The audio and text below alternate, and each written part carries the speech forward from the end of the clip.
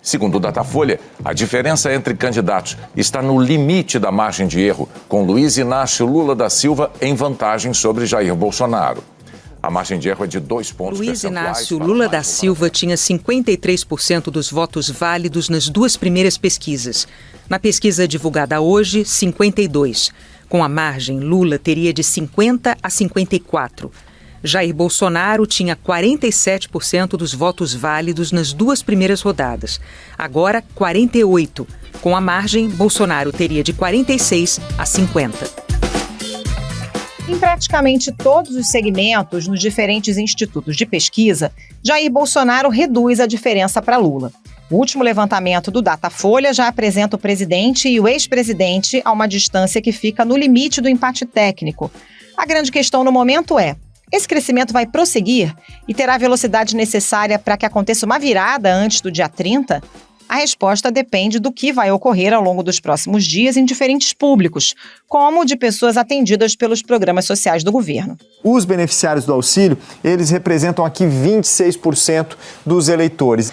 Lula tinha 56%, ele tem um crescimento, para 62% e agora ele volta para aquele patamar inicial do dia 7 de 56%. No caso de Bolsonaro, tinha 37%, passa para 33% das intenções e agora ele vai para 40% das intenções de voto entre esses beneficiários do Auxílio Brasil. Para atingir esse e também outros segmentos importantes do eleitorado, como o feminino e o evangélico, o governo conta com a máquina e trava a batalha da informação com a campanha do PT. A ministra do TSE, Maria Cláudia Bucanieri, chegou a conceder 164 direitos de resposta à equipe de Lula contra inserções da campanha de Bolsonaro classificadas como sabidamente inverídicas. Mas ela suspendeu a própria decisão no final da noite de quinta-feira e o caso agora será analisado pelo plenário. Numa outra decisão, o colegiado do tribunal, por meio de uma resolução, decidiu dar mais celeridade à retirada do ar de conteúdos considerados irregulares, como explicou o presidente da Corte, o ministro Alexandre de Moraes. Não só reduzir o tempo que as plataformas retirarão as notícias fraudulentas do ar, como uma vez a nossa assessoria de desinformação verificando que aquele conteúdo, aquele vídeo, aquele áudio foi repetido, o mesmo conteúdo, não haverá necessidade de uma nova ação, de uma nova representação, de uma nova decisão judicial, haverá extensão e a imediata retirada dessas notícias fraudulentas. Mas será que isso não veio tarde demais? No Ao Ponto Especial de Eleições desta sexta-feira, o editor executivo Paulo Celso Pereira e o editor de política Tiago Prado avaliam a ofensiva do TSE sobre a desinformação a 10 dias do segundo turno e principalmente analisam os erros e acertos de Lula e Bolsonaro nessa reta final da campanha. Fique com a gente.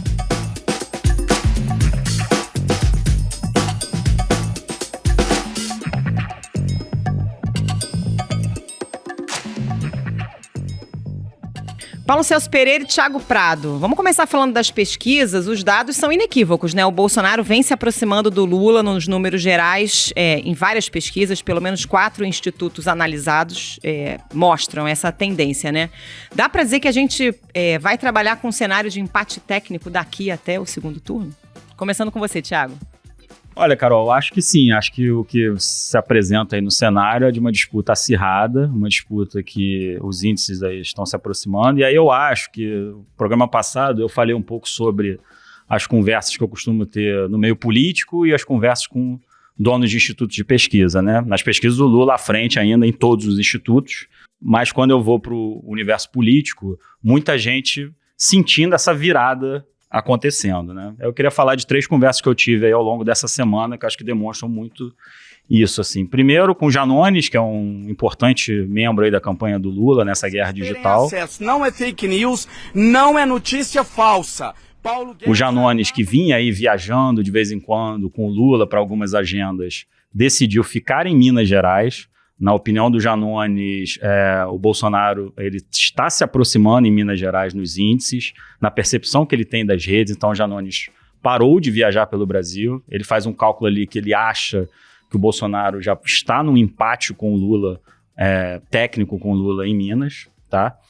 Então a gente está falando de um cara que é aliado do Lula sentindo isso, né? Também bati um papo hoje com o presidente da Câmara, Arthur Lira, e ele também com essa sensação. E é interessante, né? Porque a avaliação do Lira, ela é um pouco diferente do que algumas pessoas têm falado sobre, nessa campanha suja das redes, enfim, o Bolsonaro se beneficia. Na avaliação do Lira, não.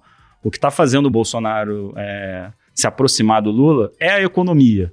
Seja as medidas econômicas lançadas aí nesse segundo turno, né, o consignado finalmente saiu do auxílio, a deflação, né, são índices que o Bolsonaro tem comemorado, a redução do desemprego, então o Lira acredita muito nisso. Por outro lado, eu fiz uma conversa também nessa semana, a gente publicou um artigo do dono do Ideia, o Maurício Moura, em que ele coloca ali que ele acredita que o Bolsonaro pode vencer a eleição se houver uma abstenção de 24%. E ao longo do artigo ele coloca ali o quão difícil é uma abstenção de 24% acontecer. Primeiro, o primeiro turno, para lembrar que teve uma abstenção de 20,9%. Para acontecer uma abstenção de 24%, a gente teria que ter um crescimento da ordem de 3 pontos percentuais de um turno para o outro. Isso só aconteceu 3 vezes no Brasil, em 89, em 2002 e em 2010. Não é comum. Ainda, além disso, 24% seria um recorde. Vale lembrar que a exceção de 89, 2002 e 2010 eram eleições que no segundo turno meio que as pessoas já sabiam quem ia ganhar, né? Isso, exatamente. E acho que a gente teve aí uma semana com muitas medidas ali, a Justiça, o Supremo referendando aí a questão do transporte gratuito no dia da eleição. Então, as pesquisas mesmo estão mostrando ali, né, um interesse grande da população. As pessoas continuam respondendo para os institutos de pesquisa que irão votar em massa, que a gente vai ter uma abstenção só de 10%, 15% a ver. Claro que a gente vem falando aqui ao longo dos programas que as pessoas mentem nas pesquisas, mas há uma tendência no mundo, o Maurício Moura fala sobre isso no artigo, de quando eleições são muito polarizadas, o interesse é maior e talvez a abstenção não seja tão grande. Assim. Então o Maurício coloca ali essa possibilidade do 24% de abstenção como algo em que um fator que pode fazer o Bolsonaro ganhar, mas ele considera improvável. Então, só colocando aqui, né, na classe política, você vê o Janones com essa ligeira insegurança e por isso morando em Minas, o Arthur Lira certo de que o Bolsonaro vai ganhar. Você tem esse clima político nas ruas, mas os institutos de pesquisa, seja nos resultados e seja quem analisa os números, ainda dando favoritismo ao ex-presidente Lula. Paulo Celso, eu gostaria de investir mais no tema da economia que o Thiago acabou de mencionar, especialmente falando de quem se beneficia dos programas sociais do governo. Em agosto, segundo o IPEC, a diferença do Lula em relação ao Bolsonaro no público dos beneficiários dos programas sociais era de 29 pontos. Agora essa diferença caiu para 24 pontos. O número de beneficiários no país é superior a 20 milhões de famílias, chega perto de 21 milhões de famílias. Você diria que vai ser determinante para definir se vai ou não ter uma virada do Bolsonaro sobre o Lula a capacidade dele virar votos especificamente nesse público? Maltic, eu acho que numa eleição com uma distância tão pequena, a gente vai poder, a posteriori, falar que vários públicos foram determinantes. Acho que o mais óbvio é o público feminino, né? Claro, elas são metade da população, mais da metade, na verdade, mais da metade do eleitorado. Acho que não é à toa que o Bolsonaro se empenha muito entre as mulheres evangélicas, ou seja, ele vai no grupo que é um núcleo, o coração onde ele é mais forte e tenta pegar a parte onde ele é mais fraco dentro da fortaleza dele. Então eu acho que é claro que o público do auxílio é um público muito grande, portanto ele é relevante. Acho que o público feminino é a grande questão, por isso que eu acho, quando você olha hoje a propaganda do Bolsonaro, ela tem toda uma suavização de imagem evidente. Desde o início do segundo turno, as falas do Bolsonaro são muito ponderadas na televisão, ele faz programas muito light, deixa os ataques para as inserções, que são aquelas propagandas rápidas que ele não aparece, e aí quando ele está no vídeo é sempre uma coisa, pedindo desculpa se foi mal compreendido em alguma declaração, etc. Eu acho que ele está muito focado em conquistar as mulheres, especialmente as mulheres de grupos sociais onde ele já tem maior entrada.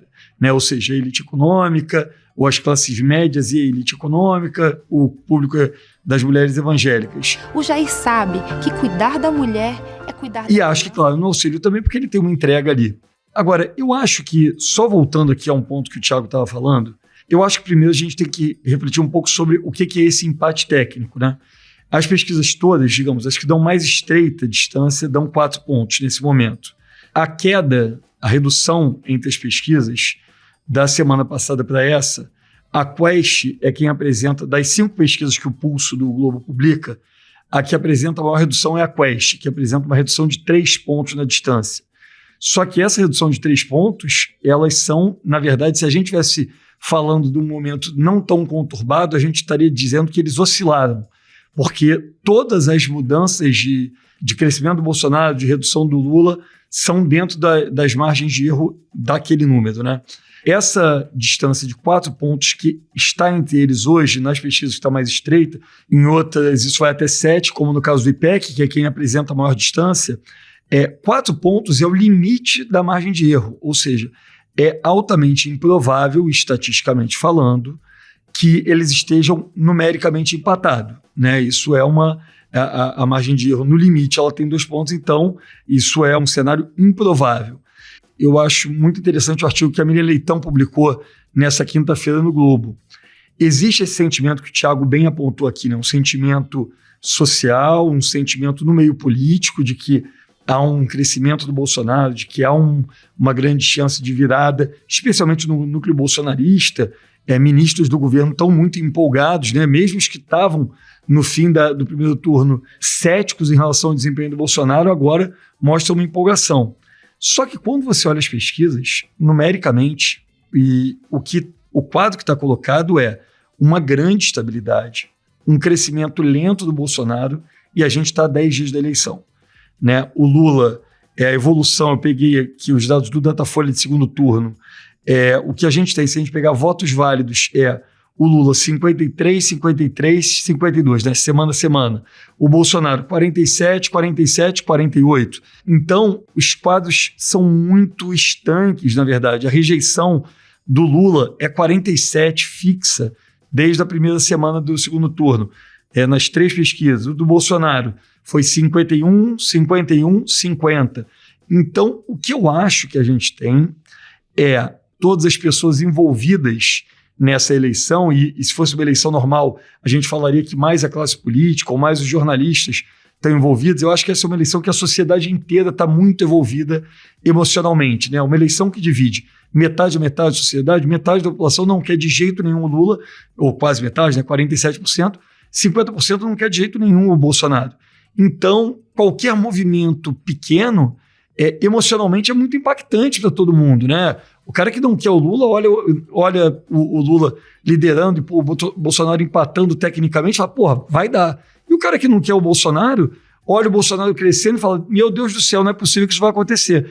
Mas, no fim das contas, eu acho que a Miriam é muito feliz ali ao apontar isso. No fim das contas, se a gente olhar friamente os números, e eu acho muito interessante o Maurício Moura, quando ele fala, é um analista que me interessa muito a opinião, porque eu acho que em 2018, seguramente ele é o primeiro a ter dado a opinião lá no início do ano de 2018, quando ninguém acreditava no Bolsonaro, ele apontava o Bolsonaro como favorito, porque ele olhava os números friamente e dizia, gente, eu entendo essa mobilização que tem em torno do Alckmin, de partidos, de alianças, de ter sido governador de São Paulo N vezes, etc. e tal, mas o que as pesquisas mostram aqui friamente é o Bolsonaro, esse deputado com uma trajetória de ultra outsider, que sempre falou um monte de bobagem, esse cara é muito forte, ele é muito grande. E o Maurício é legal porque ele arrisca, né? Acho que isso é uma coisa boa. Ele tenta dar o palpite. A gente gosta de gente também que se arrisca. Então ele está se propondo aqui a um palpite o seguinte, o Bolsonaro ganha a eleição se a abstenção tiver tal número. É interessante isso, né?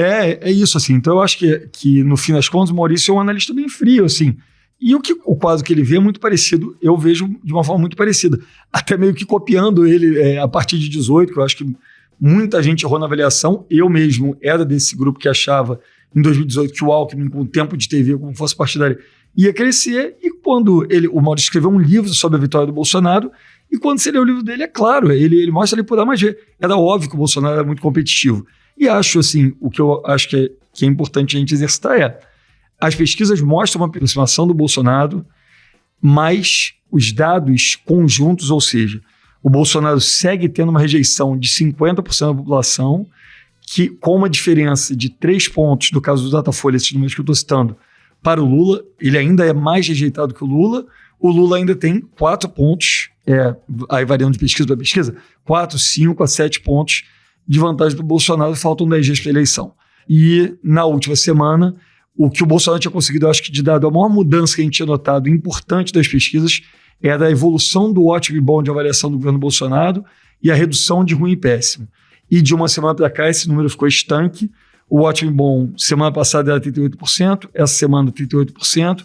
O ruim e péssimo era 39%, essa semana ficou em 39%.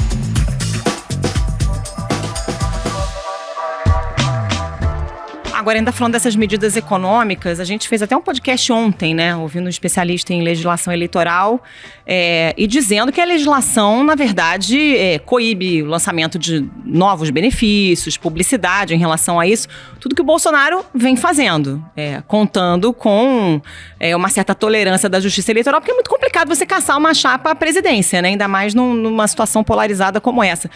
Você, Thiago, que tem conversado com as pessoas ligadas à campanha, o clima é meio esse, assim, cada dia anunciar uma medida nova e sem levar muito em conta o que diz a legislação eleitoral? Eu acho que sim, e o que é interessante, a gente está gravando aqui no dia seguinte dessa decisão do TSE sobre direitos de resposta, né? Então, acho que a gente chega aí numa reta final de campanha em que a Justiça Eleitoral foi muito protagonista do debate, seja removendo muitos vídeos, seja agora com essa questão dos direitos de resposta, hoje mesmo criando aí novas regras para as redes sociais, removerem mais rápido determinados conteúdos.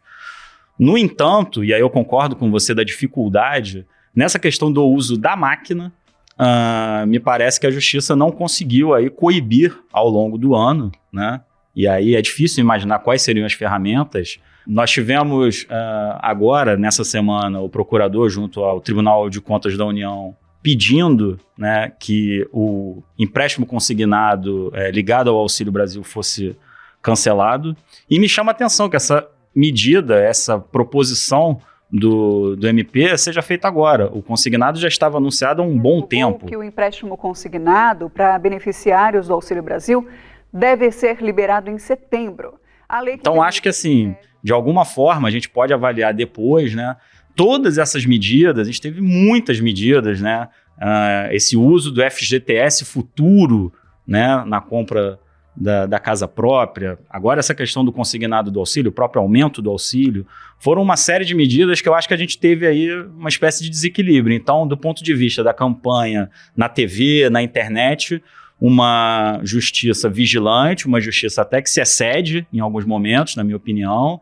A gente aqui em editorial já tratou de algumas medidas com relação a alguns sites, né, algumas redes de TV que foram, né, punidas pela Justiça Eleitoral, mas não houve essa celeridade, vamos dizer assim, com relação às medidas, né?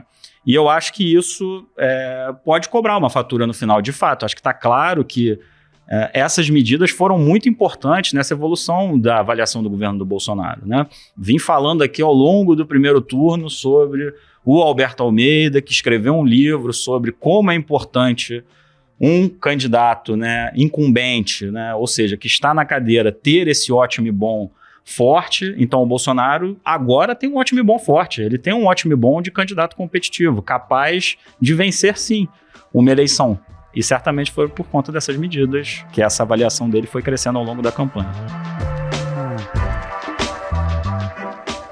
Gente, eu tô passando aqui já no final da noite de quinta-feira para avisar que nos próximos minutos a gente vai conversar sobre essa decisão do TSE que havia dado 164 direitos de resposta para a campanha do Lula e inserções que foram classificadas pelo tribunal como sabidamente inverídicas e que foram feitas pela campanha do Bolsonaro. Acontece, como a gente já falou na abertura do episódio, inclusive, que no final da noite de quinta, a ministra Maria Cláudia Bucanieri suspendeu a decisão diante de um recurso que foi apresentado pela campanha do Bolsonaro. No despacho, ela decidiu que o caso vai ser analisado pelo plenário da corte, ou seja, isso ainda vai dar bastante pano para manga e o Globo segue acompanhando esse caso de perto. Paulo Celso, e aí traduzindo em números um pouco do que o Thiago acabou de mencionar, né? O Lula na semana que vem, segundo as primeiras análises em relação às decisões do TSE, vai ter 23 minutos de inserções contra 3 minutos de inserções do Bolsonaro. E isso se deve a uma retirada de nada menos do que 184 inserções do Bolsonaro, pelo entendimento de ministros da corte de que houve ofensa à honra, mais notadamente em relação aos casos de chamado de ladrão e de corrupto. Qual é o impacto na sua avaliação disso nessa reta final de campanha? As inserções, elas são consideradas pelos marqueteiros a coisa mais importante da campanha na TV. Elas entram no meio da programação, a pessoa está vendo o programa matinal dela, Ana Maria Braga, está vendo algum programa, o Jornal Nacional, e de repente aparece aquela propaganda de 30 segundos que eles às vezes juntam e fazem uma de 1 minuto. Na próxima semana, o Lula vai ter 395 inserções contra 55 do Bolsonaro. Isso é uma avalanche, né? É uma avalanche. Eu acho que a gente não pode deixar de reafirmar isso que o Thiago falou. Eu acho que a justiça tardou. E por ter tardado, falhou já de antemão. Independente do impacto que essas inserções tenham, a campanha, a gente vem falando aqui semana após semana do nível de agressividade, de como ela estava irresponsável, como tinha acusações claramente, flagrantemente irregulares, né, que não seguem a lei eleitoral, e a justiça veio decidir isso faltando 10 dias para a eleição. Isso já aconteceu em outros anos, então não é a primeira vez que a justiça falha e tarda, ou tarda e falha, mas enfim, vemos acontecer novamente. Agora, acho que o Lula vai ter muito tempo, porque ele vai ter, claro, essas inserções pela decisão da justiça, você tem que usá-las, as que você ganhou a mais, para tratar do tema que a inserção original que está sendo punida tratava. Só que, é claro, você pode, de certa forma, trabalhar isso. Se ele tem que falar que não era corrupto, mas tem diversas formas televisivas de você comunicar isso e aproveitar para fazer campanha em cima disso. Então ele vai ter tempo para se defender na prática, usando essas, e vai poder usar as que ele já tem direito padrão, aí sim, seja para fazer novos ataques, seja para fazer propostas. Então isso realmente é muito importante. Agora, eu acho que é bom a gente lembrar, a justiça não falhou só nisso, né? É um pouco isso que o Thiago falou. Quer dizer, é muito difícil para um partido político, porque agora quando a gente fala das inserções, são medidas provocadas pelo advogado do PT. Né? Então, a campanha entra e pede para rebater uma acusação. Quando você fala de medidas governamentais, é muito difícil para o partido entrar e pedir, por exemplo, para proibir uma medida de consignado de auxílio, porque o partido vai ser acusado de ser contra os beneficiários do auxílio. Né? Então, nenhum partido, quando a gente viu o auxílio de R$600 sendo aprovado, as MPs que violavam o teto, toda a irresponsabilidade fiscal que você teve esse ano, com várias medidas eleitoreiras diversas, o governo usou muito, é muito impressionante o uso da máquina pelo governo. A gente já viu a Justiça Eleitoral caçar mandatos de prefeito que entregava mochila para criança do ensino fundamental em período eleitoral. O que a gente está vendo é incomparável com qualquer coisa que a gente tenha visto. Comendo ao ponto de quinta. Vale a pena, é sobre isso. Agora, só falar uma coisa desse decisão do TSE em cima dos direitos de resposta. Acho que é muito interessante ver a estratégia do bolsonarismo nas redes de quarta-feira à noite para cá. Né? Então, tem a crítica legítima à decisão, mas tem também uma espécie de vitimização agora, muito adotada pelo bolsonarismo nas redes, naquele enredo que o presidente Bolsonaro, né, cultiva desde o início do mandato, de perseguição da justiça, de que os ministros, tanto do TSE quanto da Suprema Corte, preferem o candidato adversário. E aí a gente tem algumas estratégias sendo adotadas nas redes. Eu acho que vale eu contar aqui a estratégia do pastor Valadão, da Igreja de Lagoinha, de Minas, né, em que ele gravou um vídeo dizendo que tinha sido ordenado pelo TSE, e isso é mentira, ele não foi, em que ele desmente fake news que ele teria dito sobre o Lula, né? Então ele cria toda uma narrativa ali, o vídeo, ele todo de preto, com um fundo preto, com uma música um pouco dramática, em que ele começa a ler uma suposta sentença do Alexandre de Moraes, em que ele tem que dizer que o Lula não vai fechar igrejas, que o Lula não é contra o aborto, só que ele faz aquele vídeo dali de uma forma em como se ele estivesse sendo obrigado por uma justiça opressora. É muito interessante a estratégia de comunicação. Eu venho me declarar a partir dessa intimação, dizendo que o Lula não é a Outra coisa que rolou muito nas redes, com essa decisão com relação à Jovem Pan, a emissora, né? Então tem um vídeo nas redes que viralizou em WhatsApp, a gente acompanha aqui com o pessoal aqui que faz reportagens para o Sonar. Então tinha um vídeo, né, de uma gravação do programa Pânico, em que há um profissional com um blazer circulando, né, e que tem uma narração ao fundo dizendo que o TSE já tinha colocado alguém dentro do Pânico, na Jovem Pan, para começar a monitorar o programa, assim. Então, acho que é importante, né, quando a justiça... Que é mentira, né, Thiago? Não tinha censor dentro da Jovem Pan, né? Fundamental falarmos isso, que é mentira. Que é mentira, mas viralizou e eu garanto que todo mundo aqui recebeu esse vídeo. Exatamente. Então, quando a justiça é tardia, na última hora, faz uma decisão dessa com esse impacto, né, é impressionante como o bolsonarismo se organiza rapidamente para criar estratégias, assim. Então, não é apenas a crítica do Eduardo Bolsonaro e de outros integrantes ao TSE. Tem toda uma estratégia por trás muito interessante e a justiça tem que procurar entender se as suas decisões podem, né, criar vitimizações do outro lado. Acho isso importante, assim, num momento tão reta final da campanha.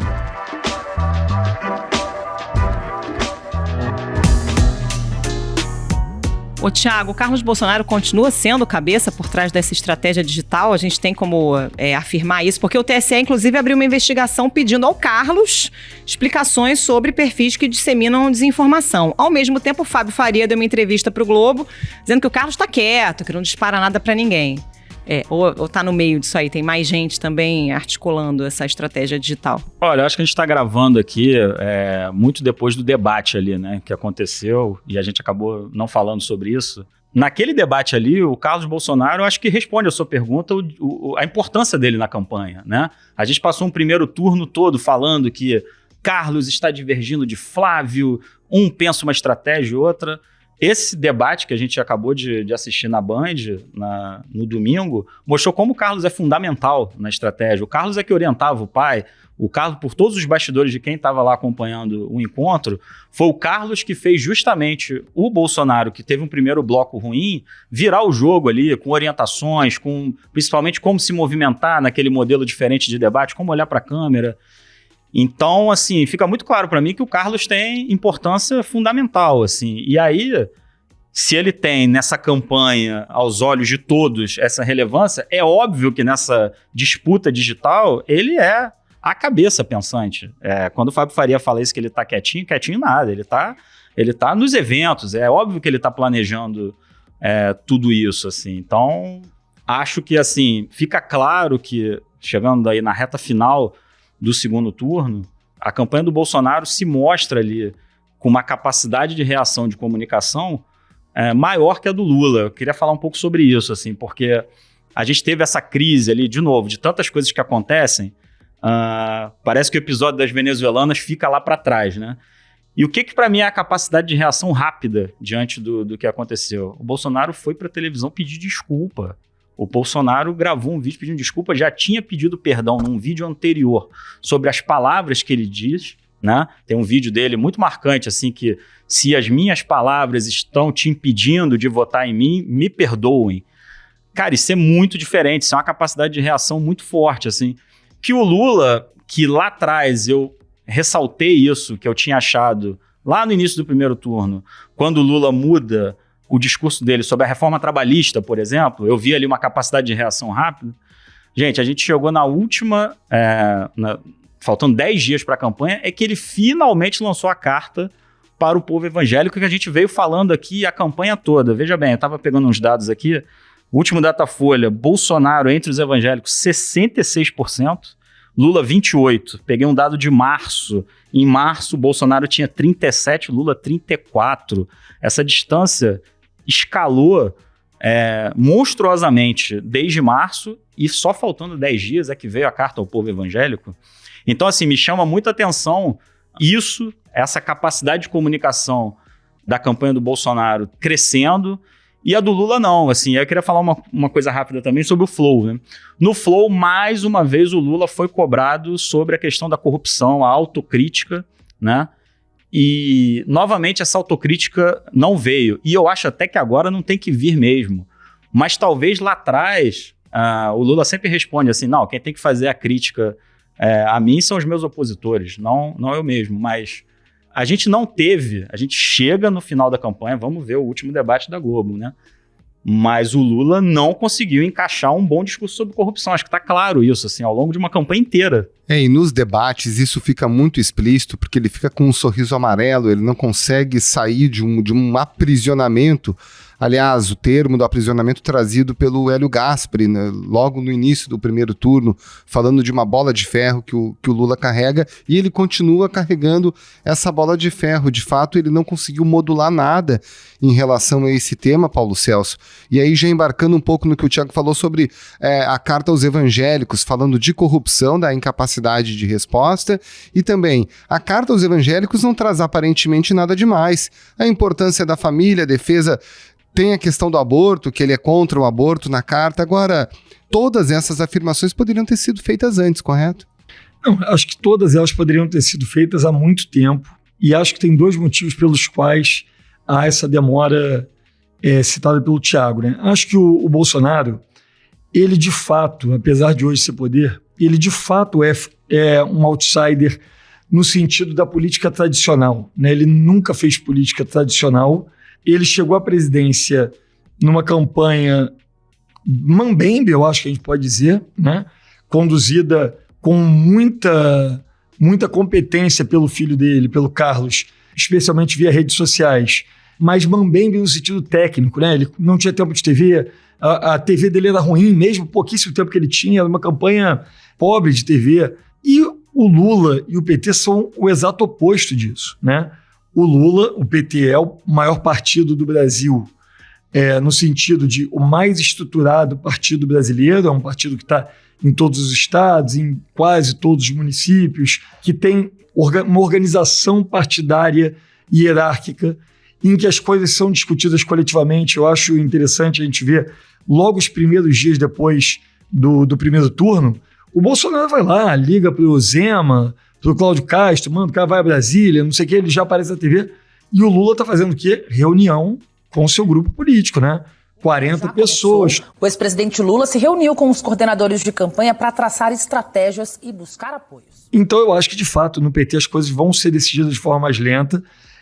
Acho que quando você tem um marqueteiro, se a gente olhar aqui em retrospectiva, quando você tinha marqueteiros muito fortes, como Duda Mendonça e João Santana, eles tomavam decisões de virada de imagem de campanha, mas eles tinham uma autonomia e uma biografia mesmo, no sentido do número de vitórias que eles colecionavam, que dava a eles uma certa liberdade ali. Eles jogavam junto com o Lula, não tinha que passar por muitas esferas partidárias. E realmente o Lula, hoje, a campanha é lenta, e eu acho que quando o governante fica muito forte, isso, claro, aconteceu com o Lula. O Lula foi um líder muito popular durante seu mandato. E ele, em geral, tem muita dificuldade de ouvir o contraditório. Primeiro, porque ele não quer, e segundo, porque as pessoas próximas a ele não têm coragem, em geral, de se aproximar e dizer para ele o que ele tem que fazer. Né? Isso a gente já viu acontecendo, né? A gente que cobre política há, enfim, quase 2 décadas, muitas vezes. Né? Eu lembro de campanhas eleitorais em que isso aconteceu de forma clara.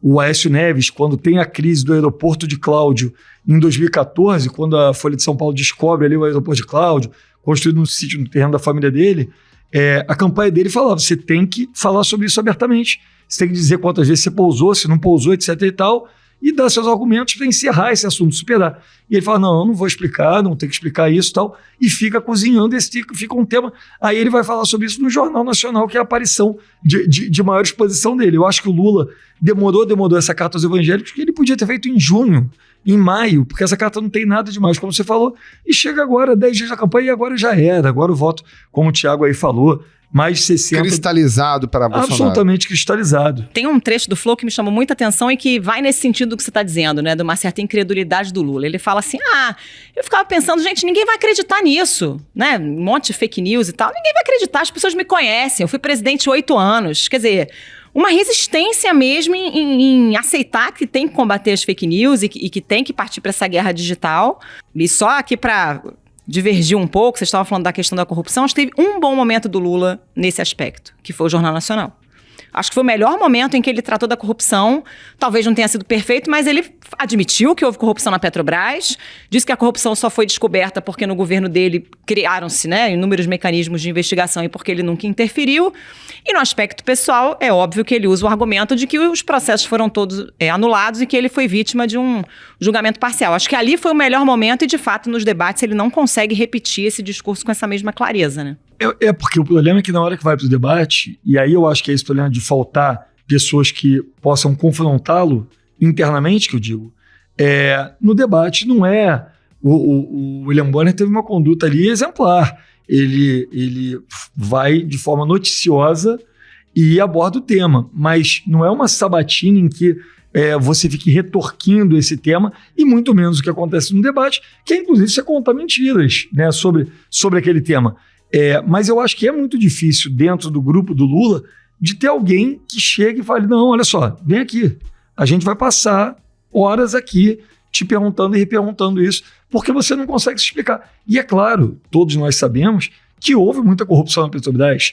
Então é um tema que, de fato, não é uma resposta fácil de ser dada, mas ele tem que tentar alguma. E aí a entrada do Moro na campanha do Bolsonaro, a reputação do Moro tá queimada com isso. Agora, quem sabe orientar o Bolsonaro a fazer as perguntas corretas e profundas e mexer na ferida do Lula em relação ao Petrolão, por exemplo, vai ser o Moro. Quem nomeou os diretores da Petrobras? Então o chumbo que vai vir para cima do Lula no debate da Globo, né, Paulo Celso, vai ser grosso, e o Bolsonaro vai estar preparado com perguntas formuladas por nada mais, nada menos do que o ex-juiz da Lava Jato. Sem dúvida. Eu acho que não é à toa que o Lula já fechou 2 dias de agenda, os 2 dias que antecedem o debate da Globo. Ele não deve ter nenhum ato de campanha, óbvio, para treinar, para poupar a voz também, mas para treinar. É um momento capital, né? Eu resgatei aqui os dados das pesquisas e do resultado de 2018, porque eu acho que quando voltarmos aqui daqui a uma semana, a gente vai estar num quadro meio que final da eleição. E aí, apesar das críticas que foram feitas às pesquisas no primeiro turno, eu acho que é importante a gente lembrar do quanto deve ser preciso o quadro da semana que vem. Então, eu acho que para o ouvinte que está acompanhando, interessado aí nas pesquisas, para se ter uma ideia, o Datafolha em 2018, na quinta-feira, logo anterior à eleição, dava 56 para o Bolsonaro, 44 para o Haddad, e no sábado dava 55 para o Bolsonaro, 45 para o Haddad. O resultado da urna foi exatamente 55 a 45. O Ibope, na época, ainda existia, né? Tinha dado, na última pesquisa, que é a de sábado, 54 para o Bolsonaro, 46 para o Haddad. Então ali, uma diferença de 1 ponto, que não é nada. Né? Acho que semana que vem é o momento decisivo, e esse debate digamos que o epílogo dessa campanha, né? Na sexta-feira à noite ele vai ocorrer, já não haverá mais campanha de rua depois, é proibido, você não tem mais campanha de TV, não tem mais campanha de rua, é o último momento agora, é o último momento formal, porque como bem disse o Thiago agora, da noite de sexta até o fim da tarde de domingo, vai ser uma enxurrada de vídeos e propaganda via rede social, talvez como a gente nunca tenha visto. Lembrando que a decisão do TSE veda impulsionamentos, propaganda paga nas redes sociais, na internet de um modo geral, nas 48 horas que antecedem o pleito e nas 24 horas posteriores à eleição do dia 30.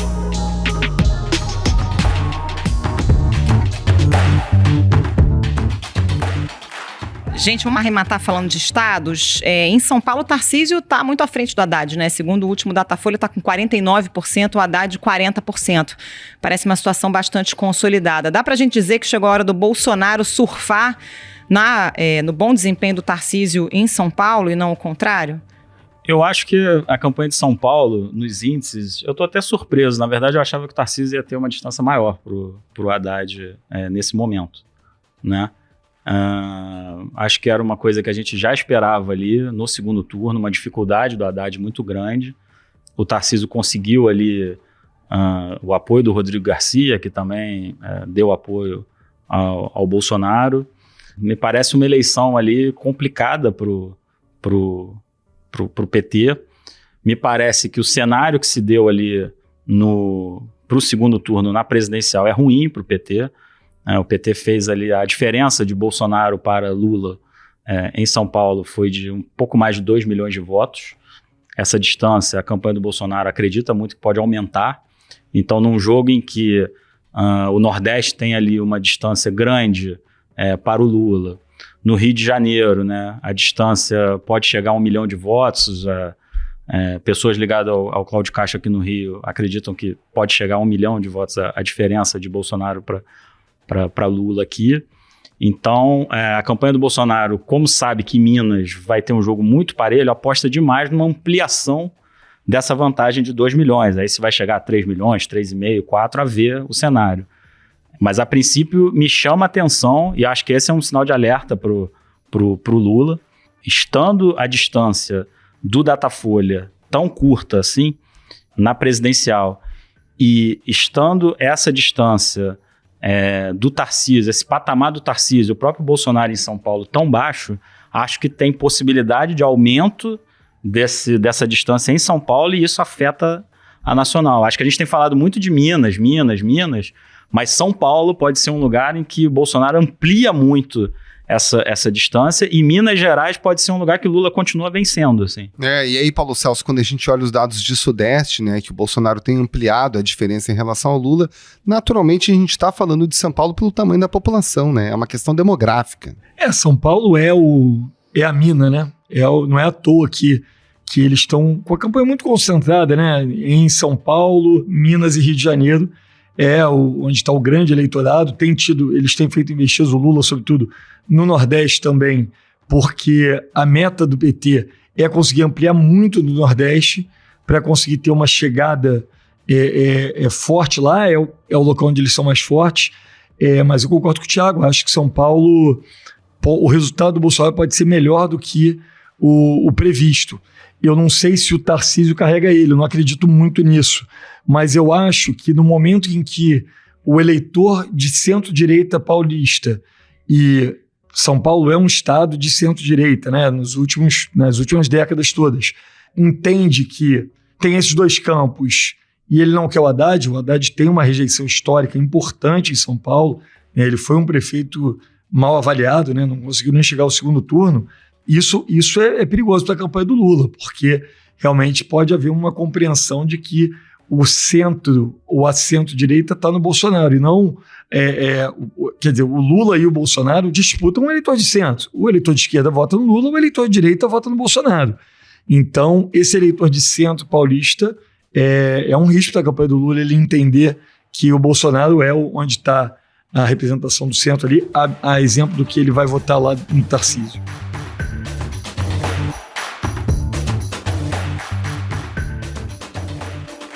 Paulo Celso Pereira, Thiago Prado, muito obrigado mais uma vez pela participação de vocês, um abraço e um bom trabalho. Até a próxima, última semana, né? Até a próxima, valeu.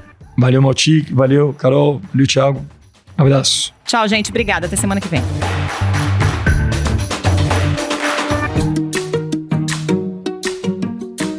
Esse foi o Ao Ponto de hoje, o podcast diário da redação do Globo. Nessa conversa, a gente conta com a participação de toda a equipe do jornal, as mesmas pessoas que levam até você informação e análise de qualidade todos os dias. Quer saber mais? Assine o Globo. Acesse assineoglobo.com.br e confira todas as notícias e reportagens especiais. Nesse episódio, além dos áudios da TV Globo, a gente utilizou áudios do UOL, do site Poder 360 e das redes sociais. A produção é da Júlia Pina e a edição do João Guilherme Lacerda. Tchau. Até mais.